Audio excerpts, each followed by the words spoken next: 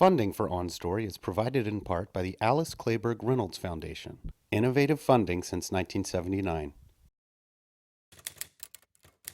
On Story, presented by Austin Film Festival. Welcome to a look behind the scenes of the creative process with some of the film industry's most prolific writers, directors, and producers, as well as a showcase of short films from the region's most promising filmmakers.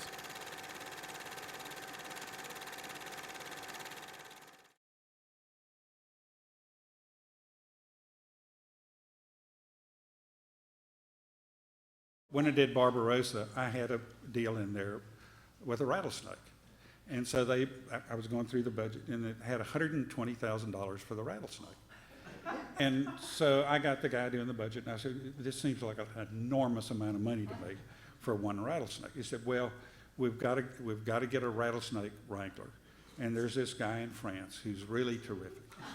And I said, well, but I said, the first guy we meet in West Texas, if we say, we're looking for a rattlesnake, he's going to say, how long, how fat, how old, and when do you want him?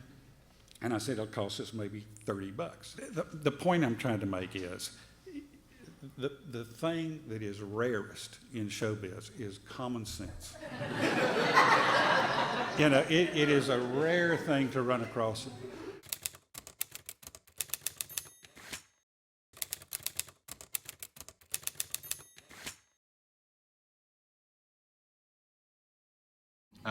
Like after Office Space came out, my representatives and people in Hollywood were all kind of like, oh boy, where did we go wrong with Mike here? And they came up with, well, he's a talented guy, but you need to do something more commercial. We should have put bigger movie stars in Office Space. That's where we screwed up, which I found a little insulting because I really to me, everybody in that cast in that movie was like, that's the exact right person, and I just can't believe that these people would think otherwise. But anyway, they were like, okay, of all the ideas I had, this one, which was called 3001 back then, said, yeah, that's the one you should be doing. That's the commercial one.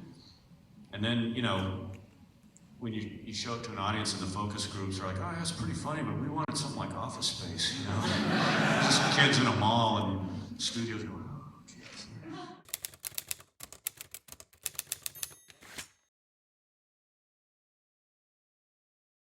My movies are weird. I've kind of tried to keep them no-risk situations. And it's all about budget. And I learned that on Mariachi, is that if you can keep the budget small enough, you can really do anything for the amount of money you have. It's just your approach. What you don't show becomes more important than what you show. And if you can keep the budget low enough, it becomes a win-win situation for the studio. If it's a big success, it's a huge success. If it's a failure, it still makes money because it didn't cost anything. And by the time they put it through the its life, it gets its money back. So they tend to leave you alone. You shoot yourself in the foot by asking for too much, because then they're going to be all over you. They're going to want you to cast a certain person. They're going to want you to make certain changes. But if you go the other way, you suddenly have a freedom, and you can have more fun, and you don't have that weight on your shoulders of you're working for somebody. At that point, you're working for yourself. The shots I actually really like, that I'm really proud of, that came out well. Like there's a Costco that's the size of like the entire San Fernando Valley, and we had a lot of digital extension shots. Like there's a Lord of the Rings shot where they come over this unfinished freeway overpass, and you just see a Costco that disappears in the horizon. It's miles. It's literally like 40 miles long, and then inside but this was all digital extensions, which that was actually really fun to do. I mean, it's kind of like making an animated movie. You can, except that that's another world that you have to be careful with. We had to fire an effects company. That's there was a while there when technology was starting where, I don't know if you're familiar with like Avid, just computer editing. Well, there was a while in the early 90s where whoever was sitting there running the Avid, everyone thought he was a genius. It was like, wow, he can cut stuff with it. And so it took a while for the jig to be up on like, and it's getting better now. The same thing happened with effects companies. show you something and you're supposed to go, wow, that's incredible. But really it's like, no, the tornado in Wizard of Oz looked better than that. You know, I mean, there's a lot of fake-looking stuff that was passed that people just, they were so amazed with the technology that they would just go, wow, these guys are amazing. And that's just starting to change, or I think it's changed like in the last 4 or 5 years.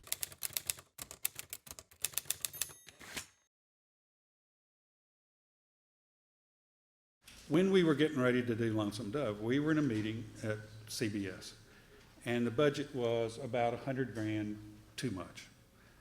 And so we were saying, God, what are we going to do? You know, we got to get rid of $100,000 and so on. And one guy said, so what about the cattle? Now understand, this is a story about the first trail herd that goes from Texas to Montana. And this guy says, how much are those cattle? And, well, there's $65,000. Well, that's too goddamn much. Said, we're going to have to get rid of the cattle. And another guy looks over and says, tell you what, Bill. Said, you know that first stampede? I said, yeah. He said, let them go. He said, just, the storm comes up, the lightning, the thunder, and the cattle run off. And he said, you're the writer, just have Gus turn the call and say, well, there went our cattle.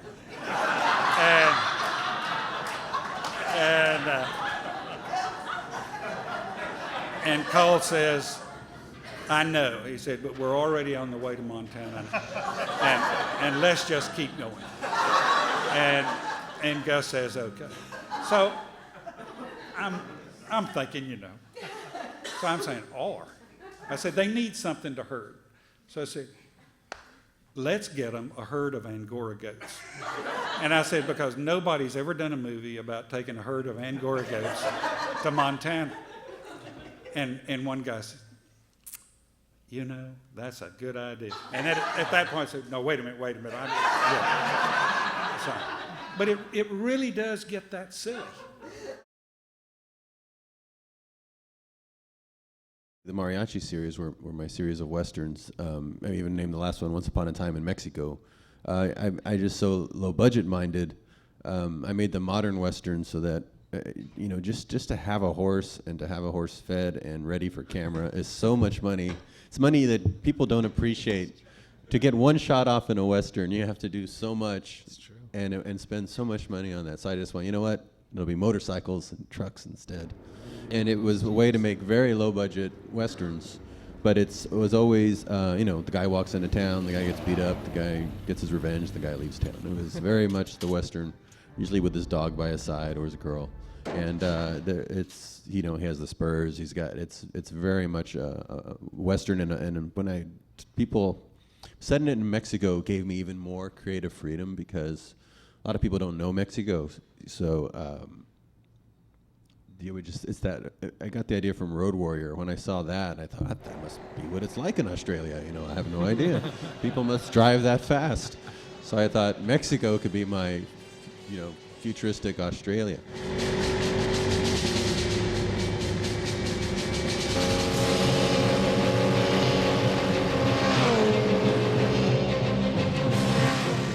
I added tons of production value to El Mariachi in the press notes. I wrote my own press notes for it because it was such a low budget at Columbia.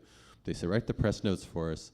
And so I went, in a small town in Mexico, in a small futuristic town in Mexico, because the joke being that in, you know, 20 years it's still going to look the same in that town. And for years I would get this question in the press, which is, how did you manage on $7,000 to make a futuristic town in Mexico? I said, well, just by putting it in the press notes, because every time you guys did a review, you would take your notes from the press notes and describe it that way to the audience before they went and saw it. I read that in other reviews, in a futuristic town in Mexico.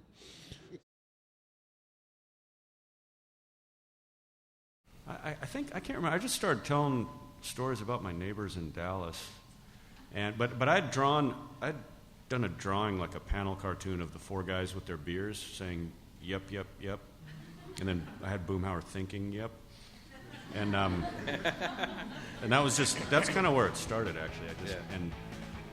And I think I had the same drawings. I'd come into one meeting with him where he hated them, and then the next meeting, I don't know what changed. I think there were some other people in the room who said, "Oh, this is great," and then it went better, and pretty smooth process. King of the Hill. I mean, it took a while, but it's interesting. All the Fox executives, I don't think I'd ever seen Beavis and Butthead. I really think like nobody noticed. It's the same voice. I mean, it's a little different. I mean, Anderson, I do a little more like, boy, I tell you what, like a little higher up, and Hank's a little lower.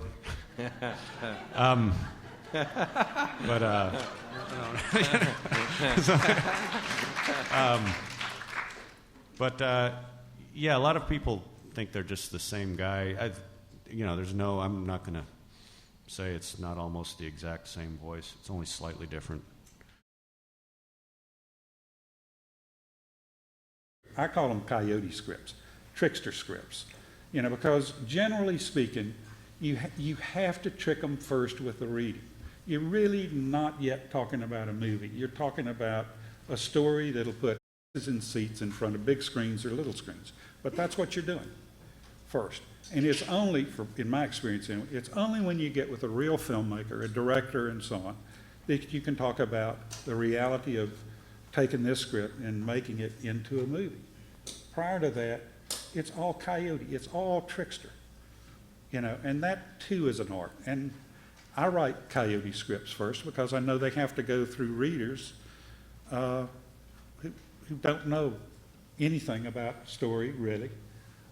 Generally not a lot about life outside of a studio or the Hollywood context and so on. But it is the reality of the business, unless you're making an independent film, that you can control and so on. It was the first time I wrote for the studio. It was very, very mapped out, and I would tell people, be sure you read the action. Everybody kind of skips the action and goes right to the dialogue, so it's very precise. You need to know what I'm going to be filming, so you know when you get the dailies, you're not wondering what that is. It's very precise what he was doing. After that, I became a little more confident that I didn't have to write it all, spell it all out in there, because I realized nobody was reading it. So as long as we got there and blocked it out on the day, I would literally put the Road Warrior type action sequence, details to follow, and then when we'd get there, I'd say, "Oh, we need a broccoli truck." I didn't tell you guys, and you get into trouble that you forget to tell people what you wanted because it was all in your head, and then they have to go and scramble and get it. You're the director from hell. Totally.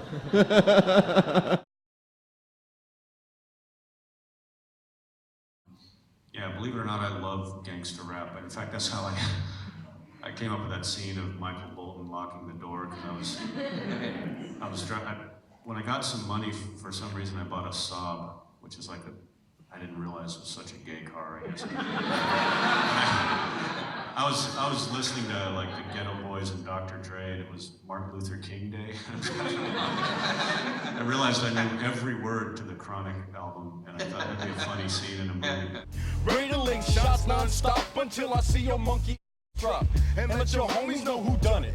Cause when it comes to this, It was so hard to convince them to keep that music in there. The head of the studio, it went all the way to him. There was this great moment where we had a focus group. It was one of the test screenings, and he had totally poisoned the focus group leader with or she was poisoned, she was going, "So, what did you think about the music?" And there's 20 kids there. The music was great, man. The music was great. He said, "Okay, what do you think about some of the rap?" And the rap was great. But maybe it was a little too profane. And they would not give her anything.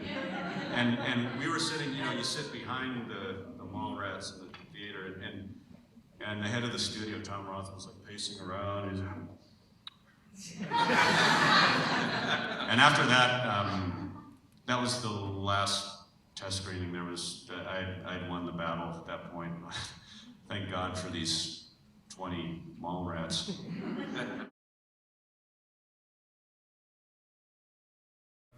It's weird. Office Space doesn't appeal to anybody like an executive or I've seen so many executives fake that they like Office Space, pretending to like it in front of me. or producers too. It's always like, yeah, that's a funny movie.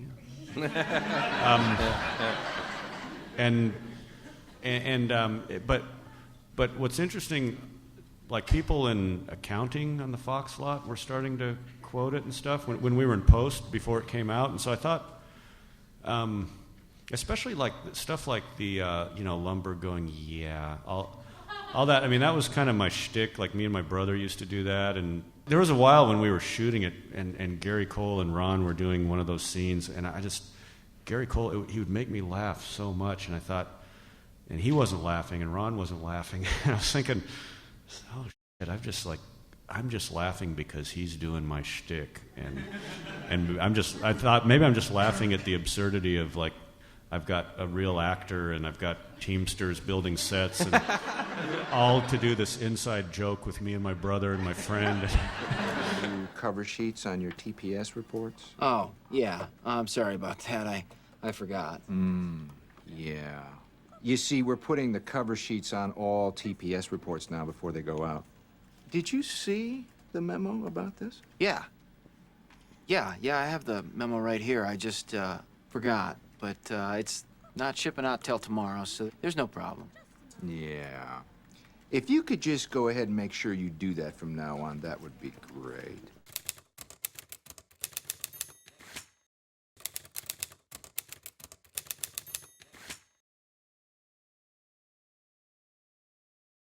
Hi, my name's John Spotswood Moore. I am an MFA film production student at the University of Texas, and I am the director and writer of Untitled Moon Project. The idea for this story kind of came with my deep fascination with the space race. I've always loved all the propaganda and all of the newsreels that I saw from the 50s and 60s, and I just always loved the idea of two rival nations literally racing to see who can get to the moon first. And along with that, there was a lot of mudslinging and a lot of people accusing America of having faked the moon landing. But I never heard it kind of on the Soviet side. I was like, well, wait a minute, did they ever try to fake the moon landing? And if so, what did they do? So I decided that I'd kind of explore that option right there. It just seemed like a good idea to me. Originally, the script was set to be a drama, because there was a lot riding on both sides, and I kind of wanted to see what would happen with the losing side in kind of these final minutes of the space race. But the more and more I started to explore the concept and map it out, it was very obvious that it would work much, much better as a comedy. The thing I like about comedies, and more specifically about writing comedies, is that you kind of get instant feedback when you show it to a group of people. When you have a drama, you show it to them, and they might like it, they might not, and you never kind of fully know. But if you have a comedy that's kind of firing on all cylinders, you know where the jokes are, and either people are laughing at the jokes or they're not, And you can kind of tell what a sincere laugh versus a fake belly laugh is. And that's kind of what I've always loved. I know when my movie's doing well and when my movie's not. My name is John Spotswood Moore. This is my short film, Untitled Moon Project, and thank you for watching.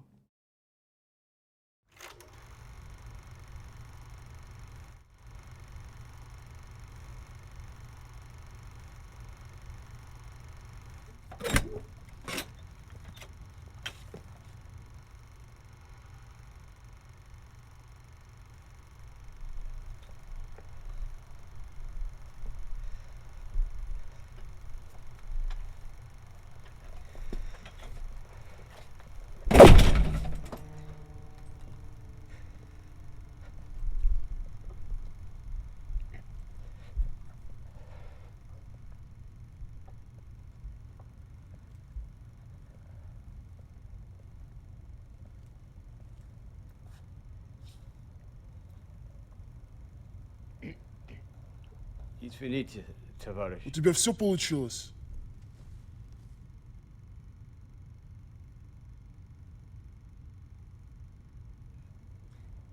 Да, товарищ. Последний человек провалил это задание. Он умер вчера, в то время, когда ломал камни в ГУЛАГе.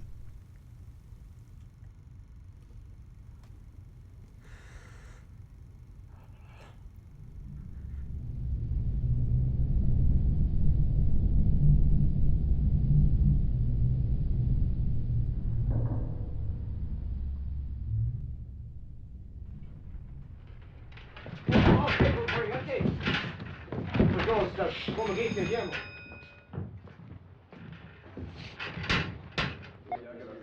Проверьте камеру. Я говорю только о взлете. Мне кажется, что это надо как бы заметить. Без беспечности. Тихо, тихо, съемка начинается. Камера.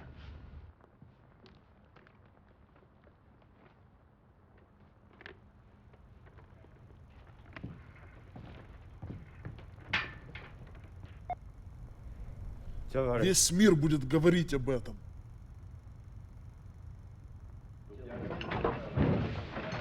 Два, три.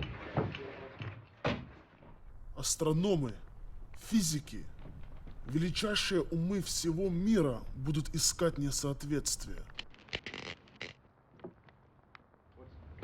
Стоп, стоп, стоп, стоп.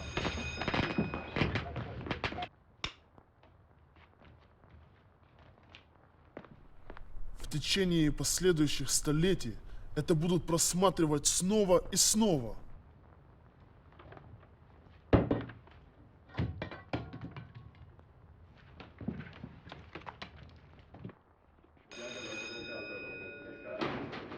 На тебе лежит ответственность за создание величайшего момента в истории человечества.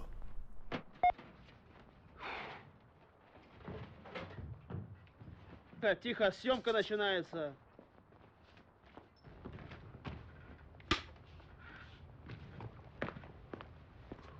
Камера.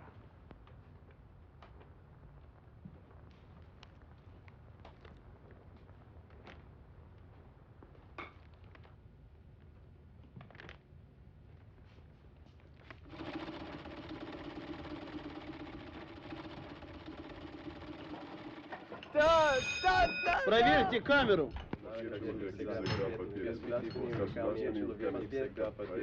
Камера поломалась. Наш фильм придется делать заново. Немного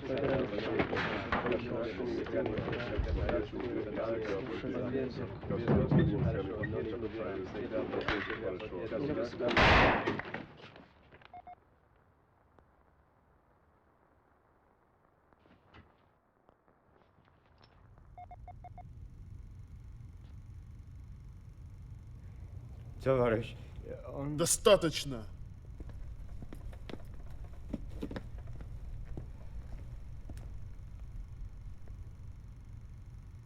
Я надеюсь, что этот будет лучше. Мне не хватает актеров.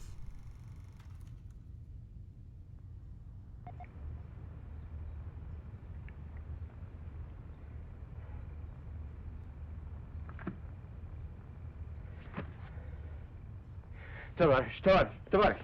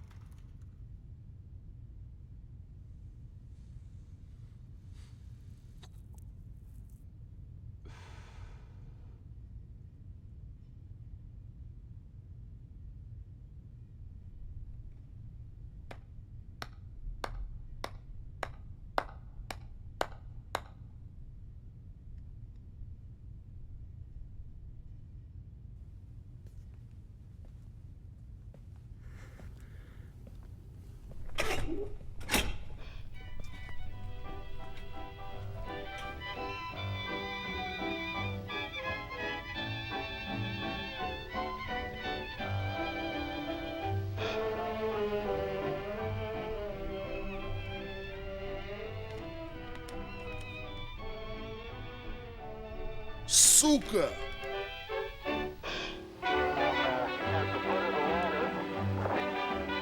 That's one small step for man, one giant leap for mankind. Dancing on the moon, your girl in your arms, far away from all the crowds, up above the silvery clouds. Dancing on the moon, with you in my arms, riding through the little stars, Venus, Jupiter, and Mars. We'll soon be on the Milky Way. Please don't hesitate. Close your eyes and sway. We're going through the pearly gates. Dancing on the moon, with you in my arms, and our hearts will hum a tune when we're dancing on the moon. Dancing on the moon, your girl in your arms, far away from all the crowds, up above the silvery clouds.